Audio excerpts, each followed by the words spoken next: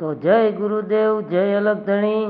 હું રાણવા પ્રકાશ સ્વાગત કરું છું તમારું મારી ચેનલ ભજન પ્રેમી 4466માં. તો સ્વાગત છે તમારું આજના બ્લોગમાં. આજે હું તમને એક એવું પ્રાચીન મંદિર દેખાડીશ જે તમે ક્યારે પણ જોયું નહીં હોય, કારણ કે આ એક એવું પ્રાચીન મંદિર છે મિત્રો. તમે જોશો ને તો તમને એમ થશે કે વાહ, શું મંદિર છે અને શું ત્યાંનો નજારો છે. તો તમને હું એ પ્રાચીન મંદિરના દર્શન આજે કરાવવા જઈ રહ્યો છું. તો વિડીયો મિત્રો પૂરો જોજો અને આજનો બ્લોગ પસંદ આવે તો લાઈક કરી દેજો. તો જુઓ પૂરો વિડીયો. તો હાલો તમને હું આજે બતાવું એક એવું પ્રાચીન મંદિર. આપણે આવી ગયા છીએ, ઓલમોસ્ટ એ જગ્યાએ પહોંચી ગયા છે. તો ચાલો હું તમને બતાવું એ પ્રાચીન મંદિર.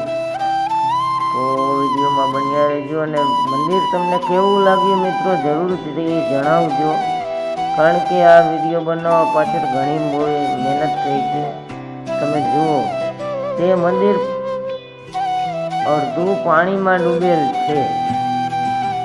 હાલ મંદિર પાણીમાં ડૂબેલું છે, પણ અડધું બહાર છે. તમે બહારથી જોઈ શકો છો.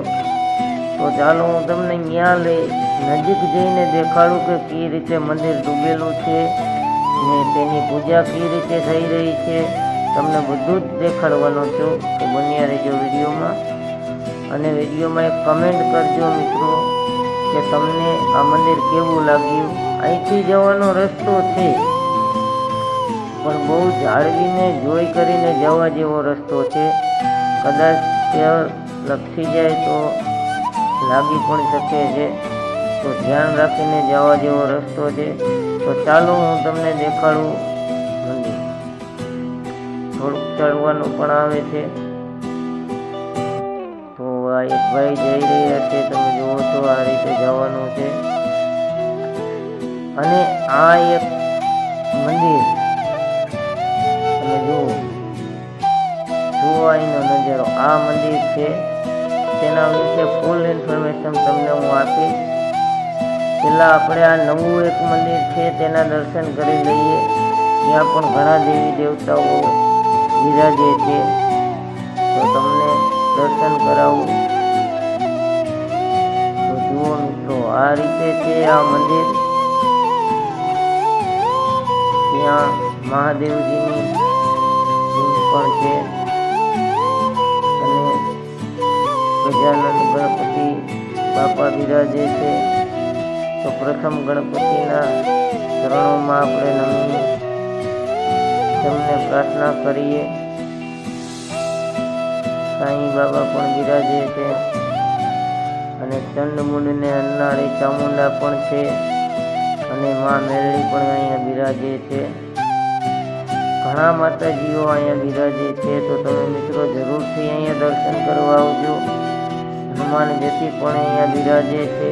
તમે જોઈ રહ્યા છો હનુમાનજી દાદા.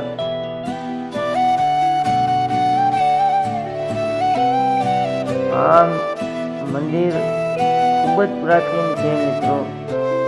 શિવશંકર મહાદેવજીની લિંગ પણ અહીંયા આવેલ છે. તમે દર્શન કરી રહ્યા છો. વિડીયોને લાઈક જરૂરથી કરજો અને વિડીયોમાં હર હર મહાદેવ લખવાનું ભૂલતા નહીં મિત્રો. વિડીયો બનાવવા પાછળ તમે જોઈ રહ્યા છો કઈ રીતે હું અહીંયા પહોંચ્યો તે પણ તમે જોયું.